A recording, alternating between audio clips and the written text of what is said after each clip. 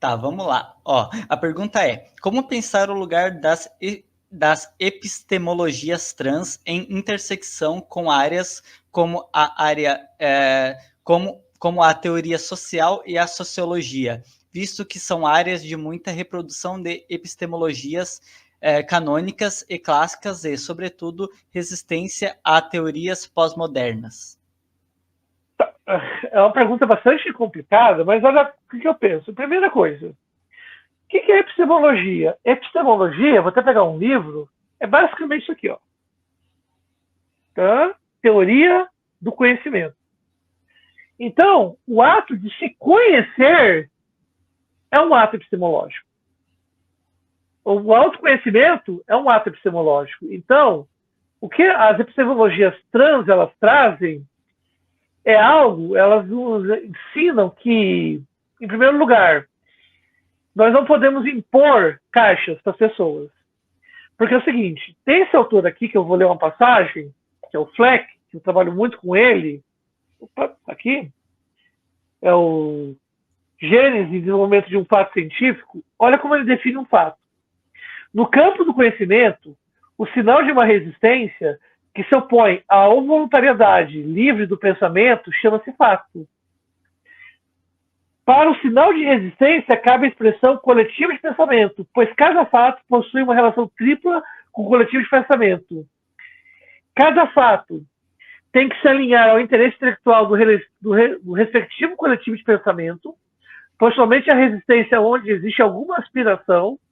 Assim, fatos da estética, do direito, muitas vezes não são fatos para ciências exatas.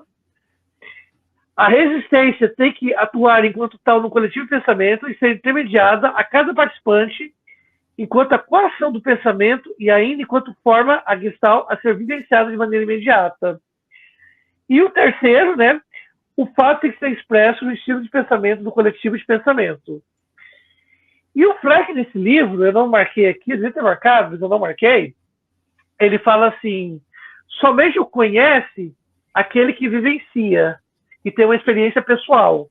Aquele que não tem experiência pessoal apenas sabe. Então, assim, nós, isso que eu falo, a coisa que eu mais odeio é pessoa cis querendo me dizer não foi transfóbico. O mesmo vale, Gente, só cortando rapidinho, né? O mesmo vale para transfobia mãe, não é pra mãe você... azul, né? Transfobia não é você chegar para mim e falar ô traveco, ou não sei o que, sabe? Uma palavra, tentar me desmerecer por eu ser trans. Transfobia está nos menores atos, é o olhar de desprezo. É você se ofender quando você é comparado com uma travesti. Eu não vou esquecer uma coisa que aconteceu. Eu não gosto da pessoa, porque eu sei que não foi uma reação voluntária. Mas isso que dá, né? Fazer react. React é perigoso por causa disso, né? Ela foi fazer um react de comentários que ela estava recebendo.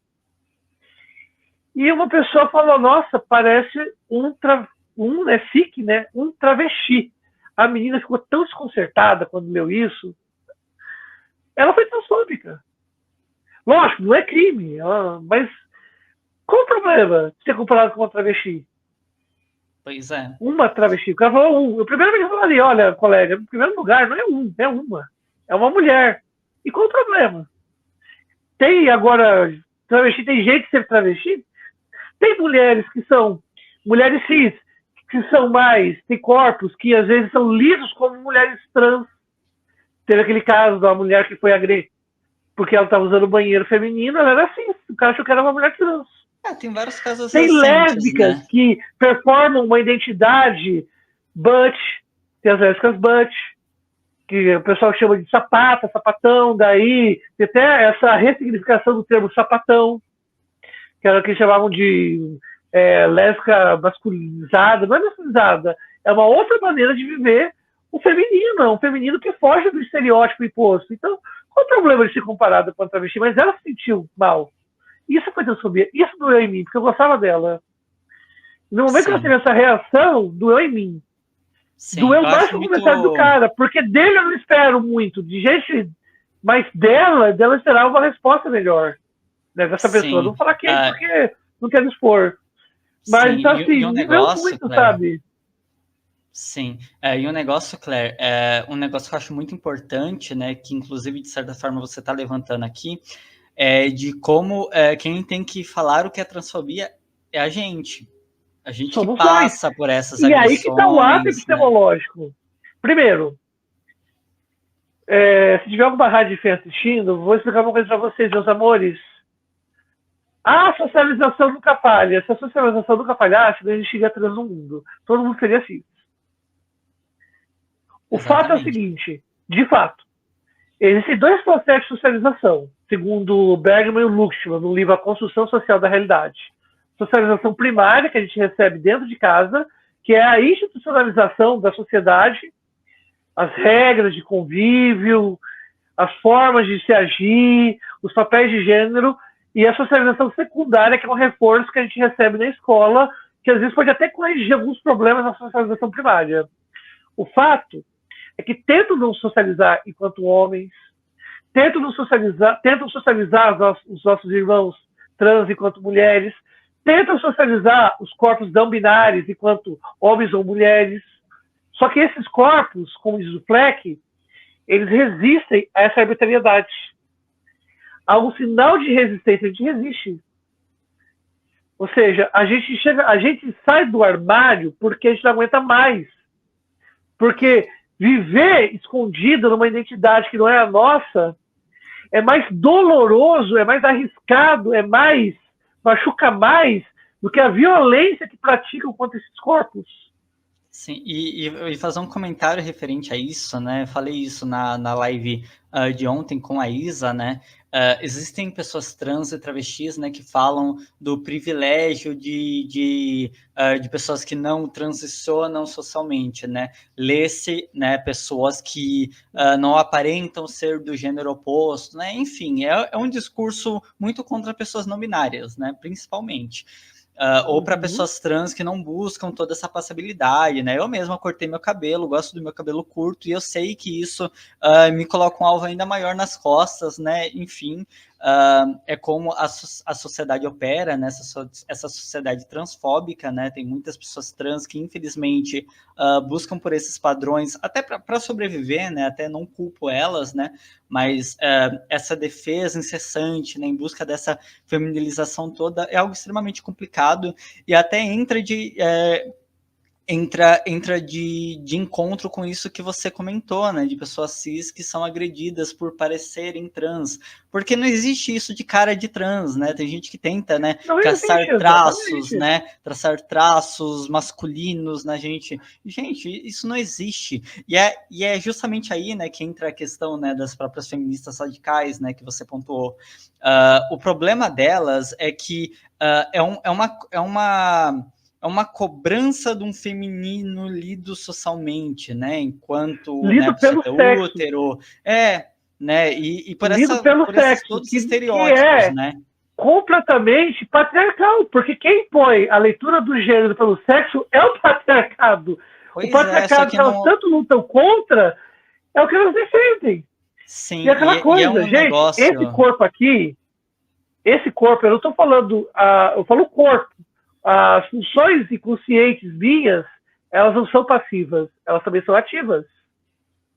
Esse corpo, ele se inscreve da transgeneridade, não é porque ele quer, não é porque eu quero, é porque isso, é o meu corpo, ele se inscreve nisso. Eu não consigo me socializar enquanto homem.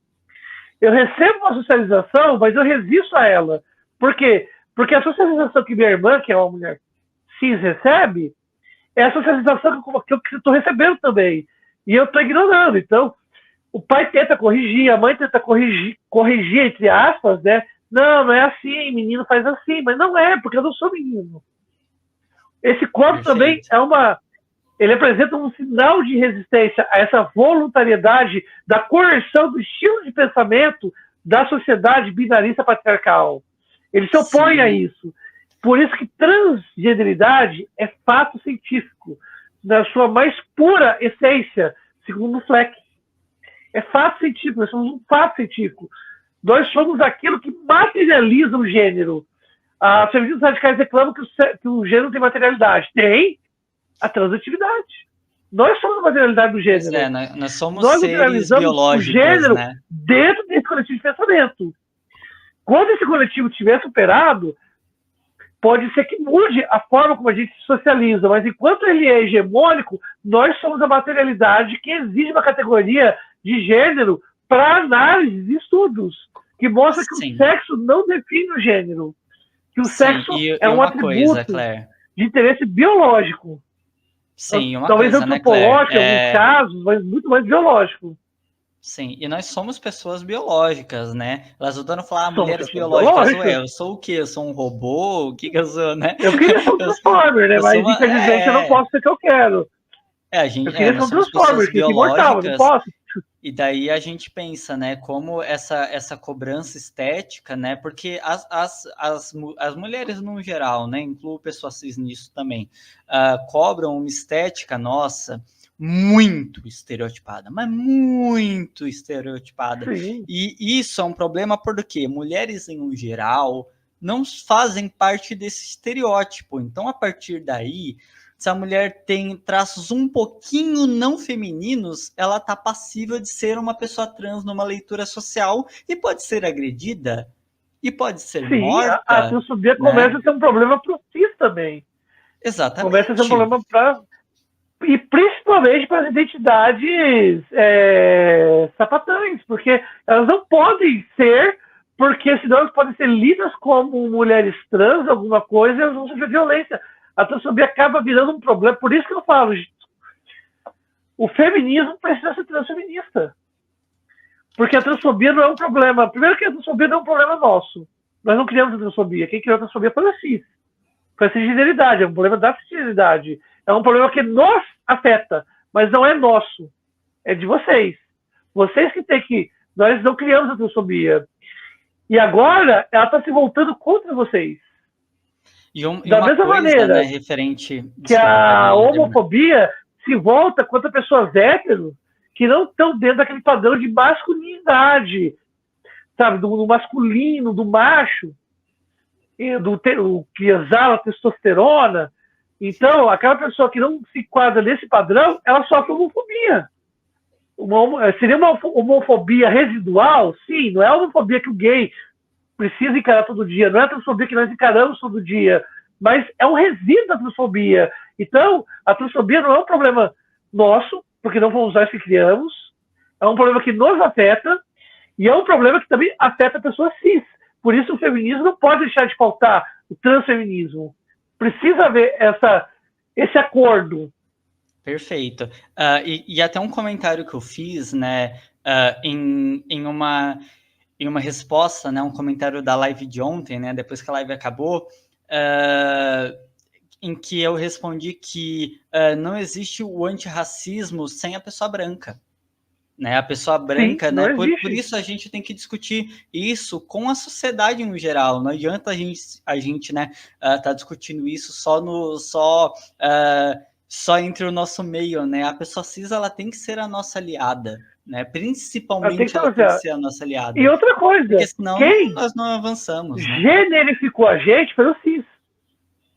Quem colocou Exatamente. A gente numa caixa para separar a mulher legítima da mulher trans foi o cis. Então, o que nós estamos fazendo é devolvendo para eles, não, vocês não são mulheres mais que a gente. Nós somos mulheres trans e mulheres cis. Sim, e o que nenhum entra de nós é mais mulher do que o outro. Estudos, sim, e o que entra até é em questão, né, dos estudos dos corpos intersexo, né? Tem gente que pensa, essas discussões são atuais. Gente, essas discussões são desde os anos 40. Tá? São estudos tem datas que estão sendo da feitos. década do começo do século de 1920. Tem até mais antigos. Pois é, né? E aí a gente vê, né, tipo, John Money, né, foi um dos precursores, né, que começaram a estudar esses corpos, aí daí vem uma Brasil Paralelo, né, tentando deturpar absolutamente tudo que acontecia, né, porque, né, para quem não sabe, né, para quem ainda não viu o meu vídeo sobre a Brasil Paralelo, o vídeo mais visto do meu canal, assistam lá, né, é um react, eu falo bastante do caso do John Money, né, porque ele era uma pessoa que estudava corpos, né, intersexuais, e aconteceu um caso, né, de um menino perder a genital dele, e a família, desesperada com a vida sexual desta criança, decidiram fazer uma genital, né, estereotipada feminina, né? E no fim, né, este menino se identificava enquanto menino, não gostava da genital dele, acabou até se suicidando, né? E tem gente que tenta usar deste caso como um estudo de gênero. Gente, Olha, não essa é é a assim maior que as coisas prova funcionam, né? que se a pessoa é socializada, que a socialização, ela não é, que a socialização nunca falha, não, ela falha para os corpos. Se fosse só uma questão de socialização, ele não teria problema com a genitália dele. Sim, e uma redesignação, né, no caso dessa forçada, uma redesignação não define gênero. Eu mesma estou muito bem com o meu corpo, não Exatamente. quero fazer redesignação sexual, não Exatamente. Eu sou não quero menos fazer, mulher eu não por penso isso, em cirurgia. Assim, né? sabe, é muitas variáveis que a gente tem que pensar. Eu gostei muito da sua definição de processo transexualizador. Eu nunca tinha pensado por esse lado, porque as pessoas se perguntam e eu nunca tinha achado uma resposta. Eu achei interessante o que você falou da Você questão do falou do vídeo de hormônio, ontem? transexualizar. Uhum. Isso. Achei aquilo ali sensacional. Falei, olha, eu não tinha pensado por esse lado, e é verdade. Então, assim, eu não sou uma mulher transexual, segundo aquela definição que você colocou, né? De se hormonizar, de fazer processo de sexualização. Eu sou uma mulher transgênero. Eu sou uma mulher transgênero, um transgênero travesti. E eu não tenho ainda a questão de hormônios, eu tenho que levar em conta uma série de fatores. Eu faço tratamento para depressão, para ansiedade, para Eu uma série faço de coisas. também, tá?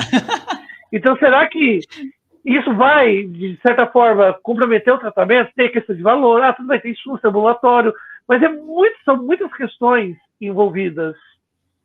É muita questão. E é aquela coisa, o fato de eu ser uma mulher trans não está nos hormônios que eu vou tomar, vem de muito antes, vem dessa resistência à socialização que eu apresentei. Eu não Perfeito. cheguei e falei assim, olha que legal, eu quero ser trans. Ó, não, de Tanto forma até alguma. você falando disso, né? É até por isso que eu faço muita questão dessa divisão, né? Porque uma pessoa transexual pode participar dos esportes, beleza. Mas a pessoa transgênero é menos trans que a pessoa transexual de maneira alguma, né? Exatamente. Essa divisão ela tem que ser feita justamente para a gente não entrar na armadilha, pelo menos é a minha perspectiva, tá? A gente tem que fazer essa divisão clara, né? Que pessoas transexuais que têm essa troca hormonal e tudo mais e tal, fazem tempos, né? Se não me engano, tem que ficar 1 ano pelo menos em terapia hormonal. Essas pessoas que podem concorrer, porque senão, né, a extrema-direita, a direita, né, que é muito maldosa com os nossos corpos, vai querer usar do exemplo de um homem de 2 metros de altura barbado se passando por pessoa trans, porque eles adoram fazer isso, para falar, olha, vai Como ganhar de alguém uma pode mulher fazer cis. isso, né? Porque eles adoram também fazer isso, né, para diminuir a mulher. Né? A mulher sempre é a Sim. frágil, é a ruim, é a péssima. Tanto até que teve um caso, Claire, não sei se você viu, de tentarem proibir pessoas trans, no caso, mulheres trans e travestis, de concorrer no xadrez com mulheres cis. Por considerarem que as mulheres são inferiores intelectualmente. Meu Deus. Sabe, claro, Olha, né? Não falaram dessa maneira explícita, mas, né? Que vantagem que uma mulher trans e travesti tem sobre uma mulher cis no xadrez? Gente, isso é ridículo, surreal. né? E aquela coisa, eu acho que assim, a gente chegou numa época que o esporte precisa se redefinir. Talvez Concordo. seja uma época de pensar, por exemplo, antigamente, quando a gente jogava bola, né, criança, jogava vôlei, era misto. Era misto, era meninos e meninas misto. Lógico, mas tem diferença? Bom, aí a gente precisa de estudos, mas por que a gente não redefine o esporte? Eu já vi propostas de redefinir assim, olha, vamos redefinir por determinados indicadores de testosterona, de massa muscular, disso, daquilo. Quer saber de uma coisa? O Zayn Bolt. Zayn Bolt tem uma vantagem biológica sobre os outros homens. Sim. Ele é questionado sobre, não, né, não sobre o corpo dele? Não. E aí que tá, né, justamente o que você falou, né? Pô, o que define, né? É questão hormonal? É um órgão específico que dá vantagem para a pessoa respirar mais, conseguir sustentar mais ar dentro do pulmão dela? qual é a métrica, né? Porque, né, tentam muito, né? A gente tá vendo, infelizmente, isso acontecer com muito mais frequência, né? De tentarem diminuir o grau de testosterona, não lembro exatamente, tá? Mas de tentarem tirar pessoas trans e travestis dos esportes. E nisso é muito engraçado, porque eles mudam todas as métricas hormonais para tentar nos tirar, e eles estão tirando muito mais pessoas cis do que pessoas trans. Sim, porque nós somos minorias, nós somos a exceção. E outra coisa, uma coisa que eu fico impressionado é o seguinte... Não é nem questão disso. Desculpa te cortar. É uma Não, questão pode de falar. que, né, quando nós falamos, por exemplo, né, das questões hormonais, né, eu que faço uso hormonal, o meu hormônio masculino tá no chão, eu praticamente não tenho, e meu hormônio feminino tá muito alto. Então, assim, né, nossos corpos são compatíveis a essa mudança, sabe? Não existe São compatíveis. uma predominância de hormônio masculino por eu ser uma mulher trans e travesti. Isso não existe, né? Todos os nossos corpos têm hormônios masculinos e femininos e todos eles estão passíveis a essa mudança transexual. Todos os corpos. Tanto é, né? Até usando de caso, né, de homem cis, bombado, de academia, né, estes homens, muitos, né, fazem uso de testosterona. O que eles estão fazendo? Uso hormonal. O que eles fazem também? Usam bloqueador de hormônio feminino para não terem mamas, porque quando a testosterona está muito alta, ela converte em estradiol. Então, assim, né? Quando nós falamos do homem cis, bombado, de academia, heterotop, que muito possivelmente Isso aconteceu, sabe pode ser um bolsonarista. isso aí de desenvolver mamas por causa de excesso de testosterona com Alan Turing. Ele entrou em depressão. Porque quando descobriram que o Alan Turing era gay, e era proibido ser gay na Inglaterra, viva o liberalismo, porque eu adoro como fala como que comunista persegue gay, né? Ah, porque que Guevara perseguia gay, não sei quem perseguia gay. Adoram fazer isso. Mas esquece que Alan Turing, que morava na Inglaterra, que decifrou a máquina do bigodinho, né? A Enigma, né? Ele decifrou a Enigma e com isso eles conseguiram ler as mensagens dos nazis, né? Em vez de ele ser homenageado pelas conquistas dele para o país, a Segunda Guerra, pela elaboração, né, da teoria da computação, né, primeiro ser pioneiro na teoria da computação. Não, ele foi condenado a fazer reposição hormonal de testosterona porque era gay.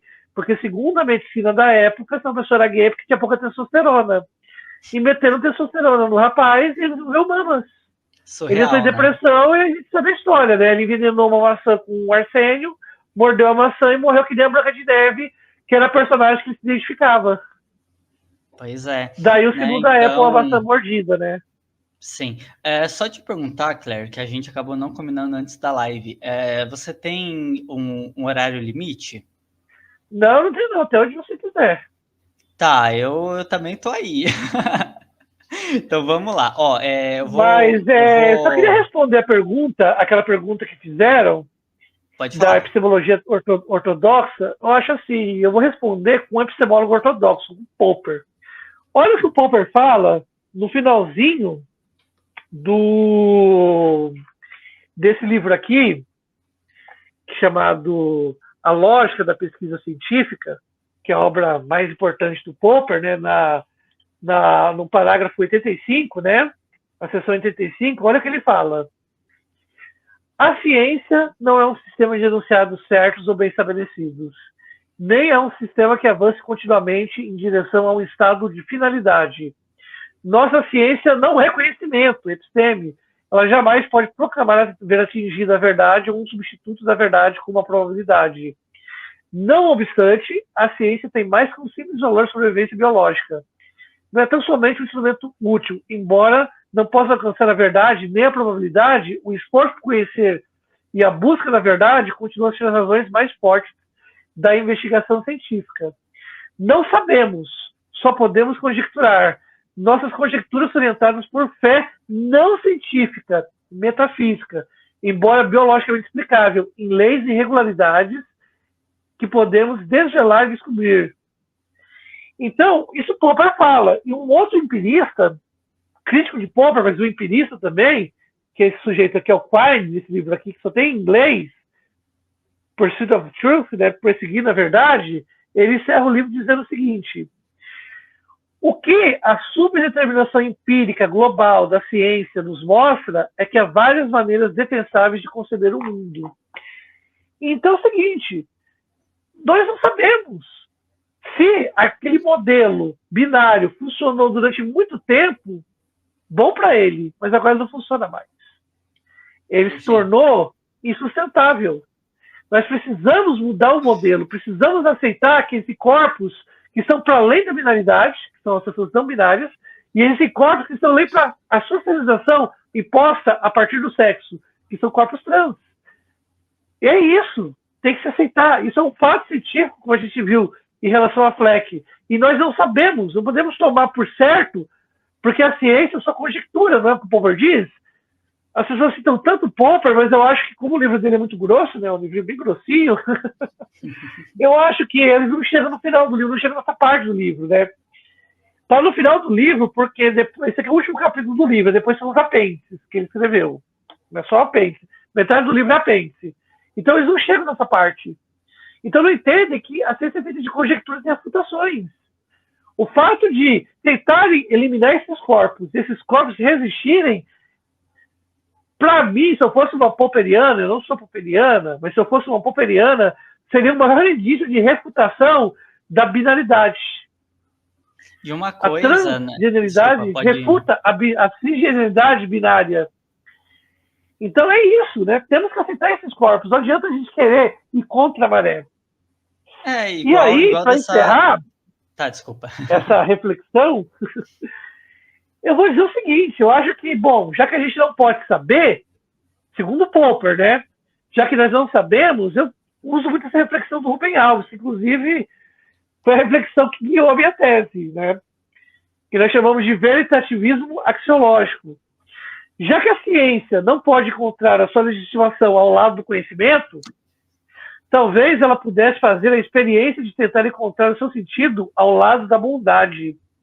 Ela poderia, por um pouco, abandonar a obsessão com a verdade e se perguntar sobre o seu impacto sobre a vida das pessoas, a preservação da natureza, a saúde dos pobres, a produção de alimentos, o desarmamento dos dragões, sem dúvida, os mais avançados em ciência, a liberdade, enfim, essa coisa indefinível que se chama uma felicidade. A bondade não necessita de legitimações epistemológicas. Com Brecht, poderíamos afirmar: eu sustento que a única finalidade da ciência está em aliviar a miséria da existência humana. E existe agora uma corrente na epistemologia chamada veritativismo axiológico, que fala que a verdade é uma medida da bondade. Quanto mais a gente procura o bem-estar geral, mais a gente se aproxima da verdade. Então é o seguinte, por que você trans é tão ruim? Você acredita que eu perdi uma amiga porque eu virei não, né? Porque eu me afirmei enquanto trans? Acredito. Ela virou feminista radical e falou: eu não posso ser sua amiga. Eu falei: por quê? Eu nem sabia que era feminista radical. Logo que eu me afirmei. Porque você é trans, eu não acredito em trans, para mim você é um homem fetichizado, não sei o que, começou aquele discurso, eu pedi uma amiga. Uma pessoa que eu tinha a maior estima, ela não podia ser minha amiga. Ou seja, enquanto eu era um homem, enquanto eu me afirmava uma falsa cisgeneridade, eu podia ser amigo dela. Talvez um certo distanciamento, mas tudo bem. Agora não, trans é minha inimiga. Nós somos inimigas das mulheres, eu não me vejo como inimiga das mulheres. Minhas amigas são mulheres cis, que me amam e me respeitam como eu sou, que me tratam como eu sou, que não tem medo de mim. E eu não. Por que você vai ter medo de mim? O que eu faço de mal? Quantas pessoas trans você vê fazendo maldade? Olha, a gente fala muito em pânico moral. Uma vez eu fiz essa experiência. Eu procurei no Google, eu reuni. Eu perdi porque eu formatei o celular, né? Mas eu reuni umas 20 matérias de mulheres cis que estão crianças que estão envolvidas com crimes de violência sexual. E aí quando viu essa coisa, que lá numa prisão na Inglaterra, a prisão metafórica, que ninguém nunca me trouxe essa coisa.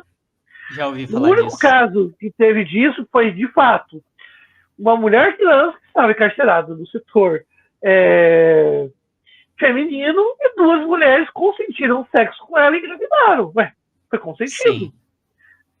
Uma mulher encarcerada pode engravidar do parceiro, um homem, se ela tiver visita íntima. Isso é normal, natural, gente. Sabe? Duas mulheres lésbicas encarceradas não podem transar? Elas vão transar, só que, obviamente, por uma questão biológica, elas não vão engravidar.